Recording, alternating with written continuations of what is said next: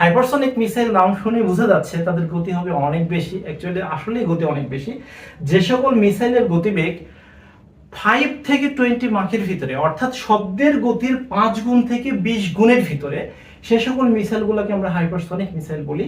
আর hypersonic missile যে প্রতি metre per second, অর্থাৎ মিটার পার সেকেন্ড ইউনিটে যদি তাদের গতিবেগ হিসাব করা হয়, সেটা হচ্ছে 1715 থেকে 3430 মিটার পার সেকেন্ড।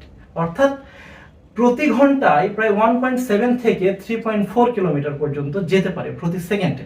যে সকল মিসাইলের গতিবেগ এমন হয় তাদেরকে আমরা বলি হাইপারসনিক মিসাইল।